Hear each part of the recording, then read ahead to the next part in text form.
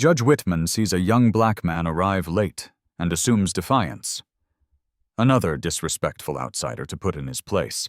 But what he doesn't know? That man is Kendrick Robinson, a federal prosecutor, once humiliated in this very courtroom, now back with the power to expose decades of bias.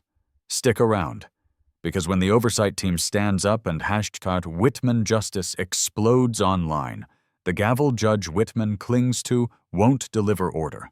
It'll seal his downfall. Justice isn't delayed. It's coming for the judge this time. Tell us in the comments where you're watching from and what time you found this video. Don't miss out on future content by subscribing now. Judge Charles Whitman's fingers traced the worn mahogany of his father's gavel, its polished surface reflecting the morning light streaming through the Greenville courthouse windows. The weight of 27 years of authority coursed through his veins as he watched federal prosecutor Kendrick Robinson swagger through those double doors 7 minutes late, disrupting the sacred rhythm of his courtroom. "Mr. Robinson," Judge Charles Whitman's voice boomed across the hushed chamber, each syllable dripping with cultivated disdain. "Your tardiness shows contempt for this court." The young prosecutor's composed demeanor only stoked his irritation further. Several phones emerged from the gallery, their cameras capturing the confrontation. Judge Charles Whitman raised his father's gavel high, savoring the familiar weight. $750 for contempt of court. The crack echoed like thunder, but Robinson didn't flinch. Instead, those dark eyes met his with an unsettling steadiness that made something twist in Whitman's gut. "Your Honor," Robinson's voice carried clearly through the now silent courtroom, "I was delayed by your security staff's additional screening procedures. The third such random check this week." The emphasis on random sent a ripple through the gallery, and more phones appeared, recording. Mrs. Thompson, his trusted clerk of 15 years, shifted uncomfortably beside him. Her disapproving glance felt like a physical touch, making Judge Charles Whitman's collar suddenly too tight. Why was she looking at him that way? This was routine, maintaining order, demanding respect. "Are you questioning my authority, Mr. Robinson?" Judge Charles Whitman leaned forward, his robes rustling with the movement. But before Robinson could respond, a voice rang out from the back of the courtroom. "Federal Oversight Committee representative, Your Honor. We've been monitoring proceedings." The speaker, a silver-haired woman, stood.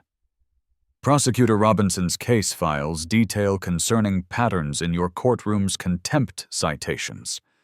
Robinson steps forward, voice steady. 10 years ago, you fined me $500 for being 5 minutes late, Your Honor. I was a law student shadowing my professor, my first day observing this very courtroom." The silence cracks like thunder.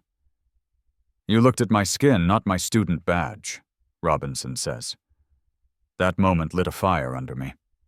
Today, I'm back, not as a student, but as the one who holds you accountable.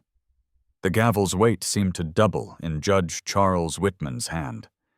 His temple pulsed as hashtag Whitman Justice began trending on the courthouse's social media feed display. The young faces in the gallery all held phones now, their lenses focused on him like accusatory eyes.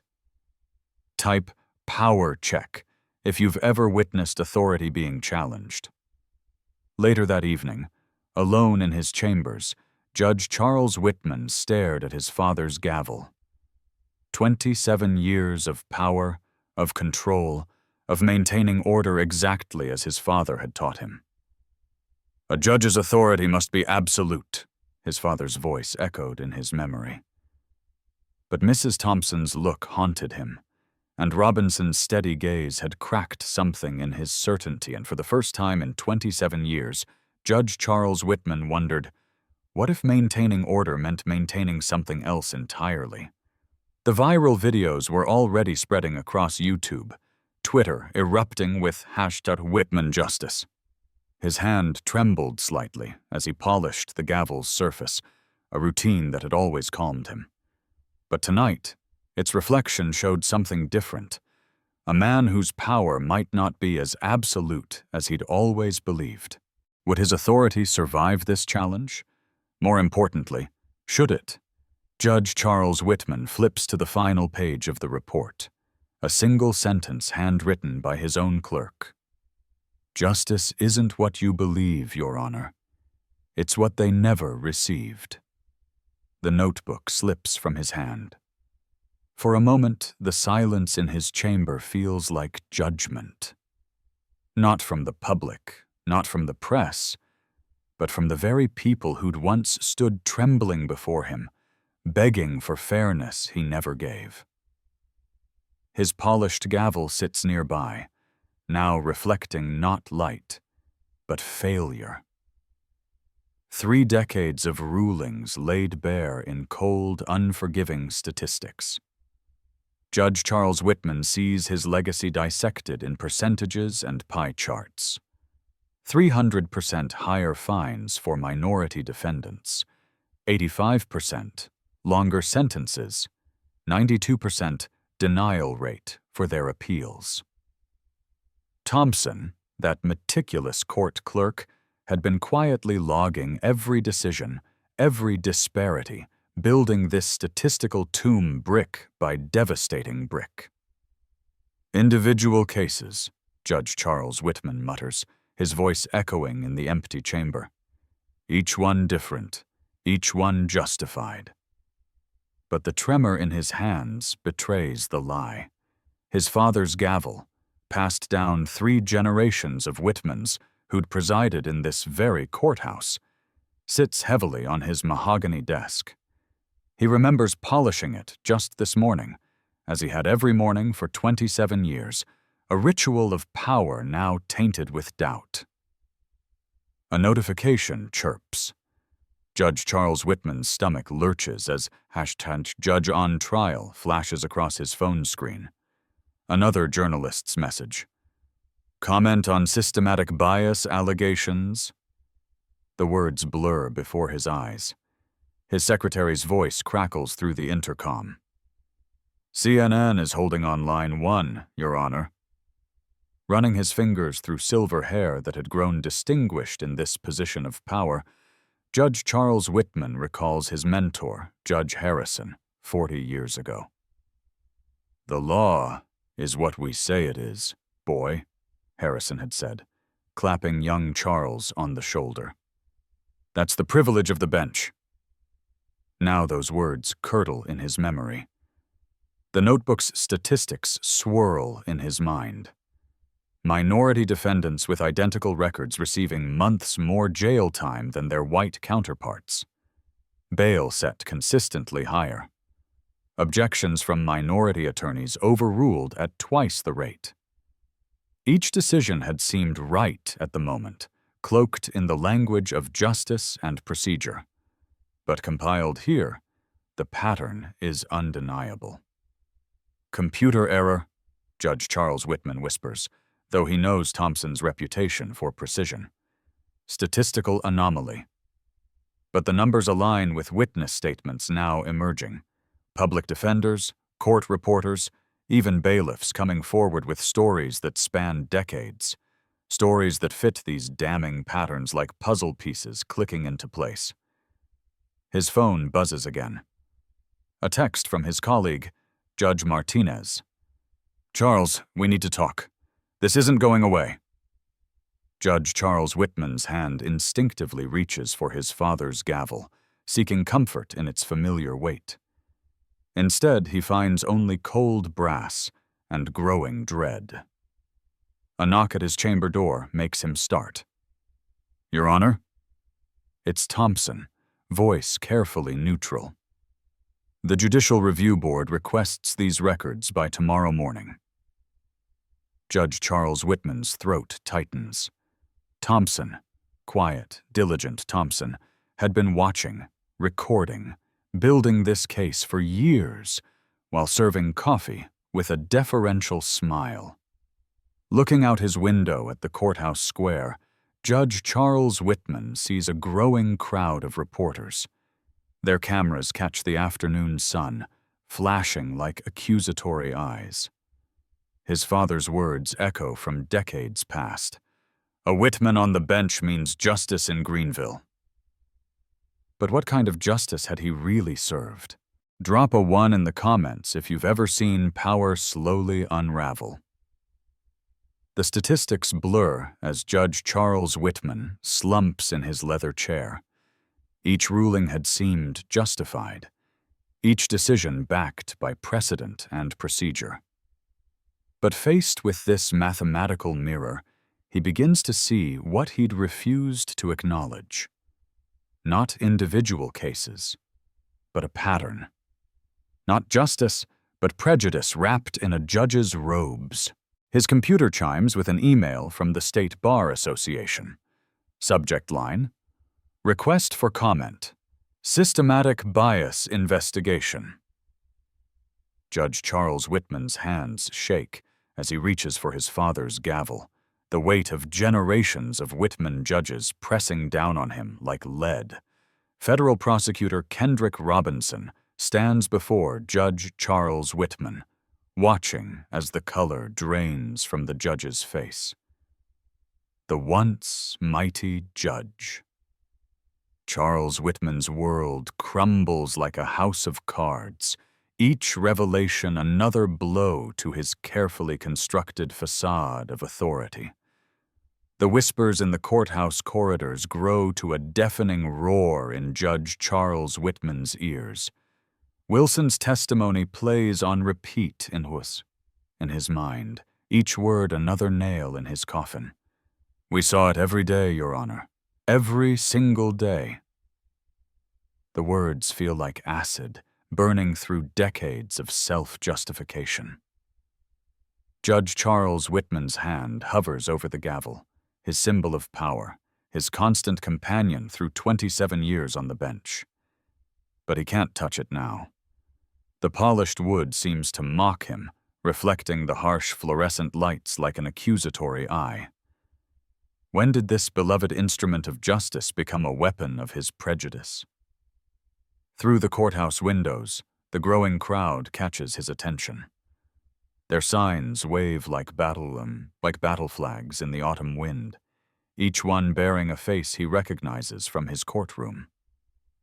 African-American defendants he'd sentenced more harshly, minorities he'd silenced with contempt citations, lives he'd altered with the casual tap of his gavel. "Your Honor?" His clerk's voice trembles. "CNN is running the story. It's trending." Judge Charles Whitman's chest tightens as he sees #WhitmanJustice exploding across social media. His phone buzzes incessantly. Colleagues, fellow judges, even his own family members distancing themselves from the growing scandal. The statistical analysis Prosecutor Robinson presented lies open on his desk. African-American defendants receiving sentences 47% longer than white defendants for identical crimes. Latino defendants denied bail at 3 times the rate. The numbers dance before Judge Charles Whitman's eyes. Cold and damning. Wilson's testimony had opened the floodgates. Now other court officers are coming forward, each account another blow to Judge Charles Whitman's carefully maintained image. The weight of thousands of tainted verdicts, countless lives damaged by his bias threatens to suffocate him. Judge Charles Whitman reaches for his judicial robe, the fabric suddenly feeling like chainmail dragging him down. In the bathroom mirror, he barely recognizes himself. "I was upholding the law," he whispers to his reflection. But the words ring hollow, just like they did when his own daughter confronted him last night about her mixed-race friend who'd appeared in his courtroom. "You ruined her life, Dad," his daughter had shouted, slamming the court file on his desk. "You saw the hoodie, not the human. She was my best friend. You gave her 18 months for something white kids got probation for." Judge Whitman tried to speak, but the words lodged in his throat. For the first time, his daughter looked at him, not as a father, but as a stranger with too much power and too little conscience. "You didn't just sentence her, Dad. You sentenced us." The protesters' chants grow louder. "No more bias. No more Whitman."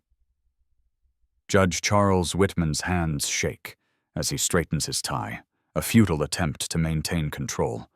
The gavel sits untouched on his bench, its silence more damning than any verdict he's ever delivered. A text message illuminates his phone. The Judicial Review Board has scheduled an emergency hearing.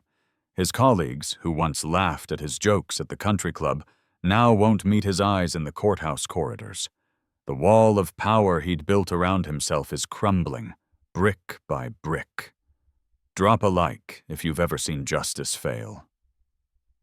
Judge Charles Whitman stares at the faces on the protest signs, really seeing them for the first time. Each one represents a story, a life altered by his prejudice. The realization hits him like a physical blow. He hasn't been protecting the law. He's been perverting it. Outside his chambers, reporters gather like vultures. Inside, Judge Charles Whitman sits alone, the weight of his actions finally settling on his shoulders. The gavel, his symbol of authority, now serves as a reminder of every biased decision, every prejudiced ruling, every life he's impacted through his discriminatory practices. The sunset casts long shadows through his chamber windows, and Judge Charles Whitman realizes with crushing clarity he's become exactly what he swore to fight against, an obstacle to justice rather than its guardian. Federal Judge Charles Whitman stares at his reflection in the courthouse bathroom mirror, his fingers trembling as they trace the polished oak of his father's gavel. The cacophony of reporters outside pierces through the walls, a constant reminder of his crumbling world. 27 years of carefully maintained authority, dissolving like sand through his fingers. "Judge Whitman, will you respond to the allegations?" The shouts follow him everywhere now. His steps falter as he approaches his chambers, the familiar path now feeling like a gauntlet. Inside, stacks of case files tower on his desk, each one a potential nail in his coffin. Federal Prosecutor Kendrick Robinson's investigation has been ruthlessly thorough. Charles Whitman's hands shake as he opens the first file. Maria Rodriguez, 2019. Excessive sentence. Racial bias noted. James Washington, 2016. Appeal denied without proper review. The pattern is undeniable now, though he'd spent years convincing himself otherwise. His father's words echo in his mind. "Our kind of justice keeps order, son." The gavel in its case seems to mock him. A knock at the door makes him jump. "Your Honor?" His clerk's voice wavers. "The Federal Commission is ready for your testimony."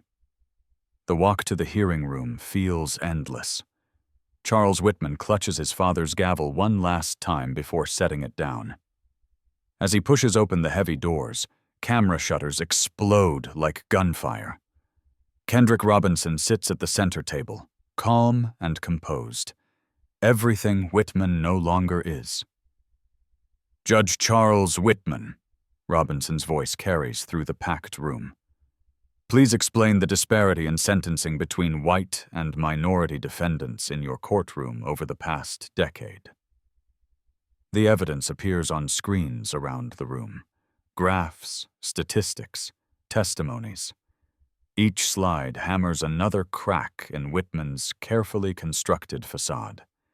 His mouth goes dry as he sees his own handwritten notes projected for all to see. These people need to learn respect for the law. Charles Whitman's voice cracks. The room leans forward, phones recording his every expression. "I followed precedent. My father's precedent. I never questioned." The words taste like ash in his mouth. Robinson's next question cuts like a blade. Did you ever consider that your precedent was destroying lives? The hashtag #TWhitmanJustice trends within hours, accompanied by a video clip of his stammering response. His phone buzzes constantly with messages from colleagues distancing themselves, from reporters demanding comments, from former defendants sharing their stories. In his chambers that evening, Charles Whitman opens his father's gavel case one final time. The wood feels different now, not a symbol of authority, but of inherited prejudice. He traces the worn grip where 2 generations of Whitman hands dispensed their version of justice. Drop a 2 if you believe no one is above justice. Outside, protesters chant for accountability. Inside, Charles Whitman finally sees his reflection clearly in the window, not as the pillar of justice he imagined, but as a man who let power blind him to humanity.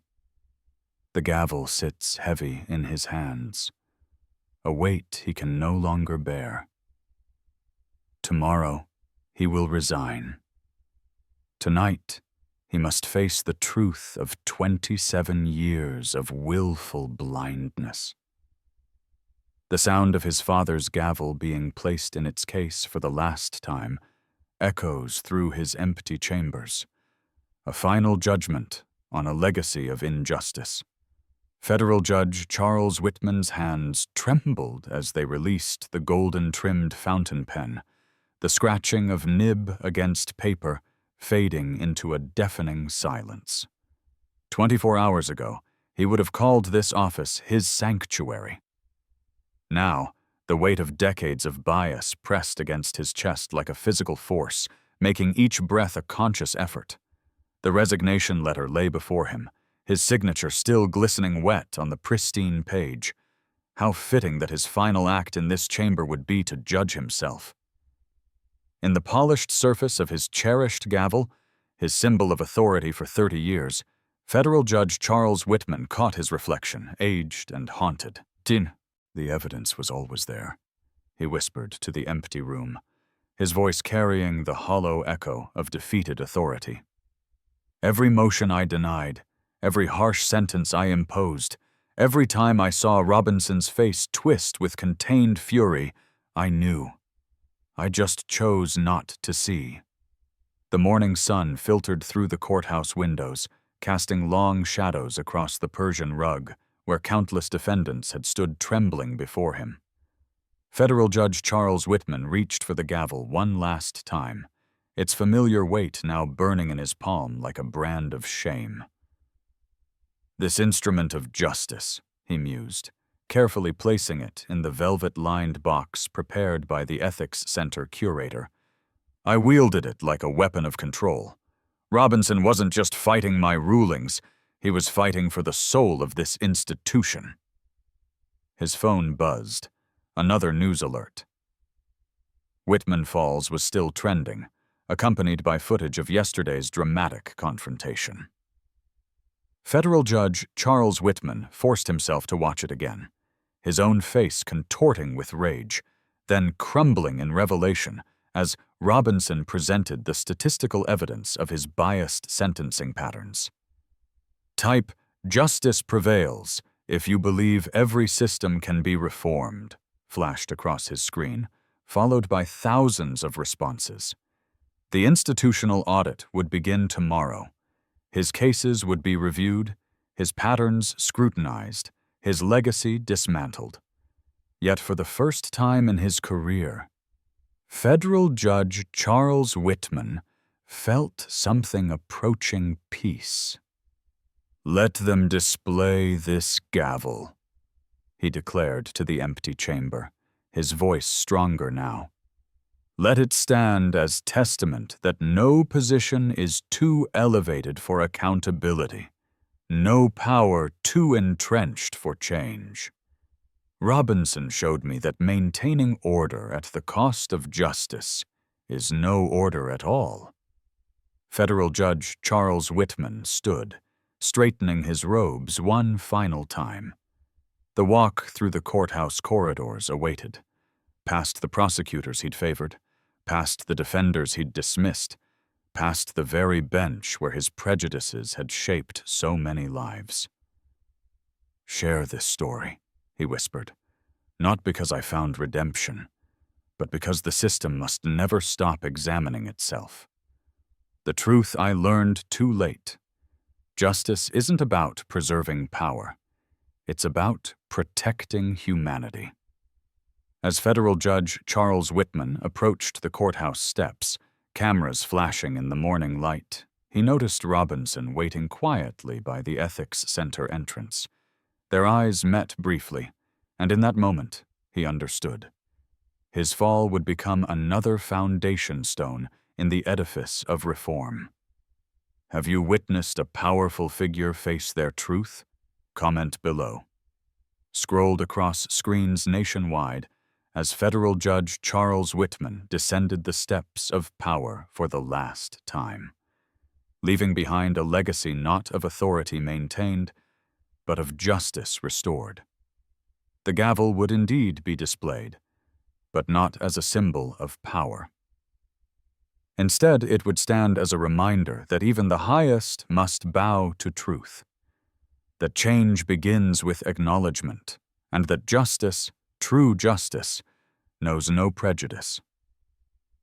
"Let the record show," Federal Judge Charles Whitman announced to the waiting press, his voice carrying the weight of final judgment, "that the system can change, must change, will change.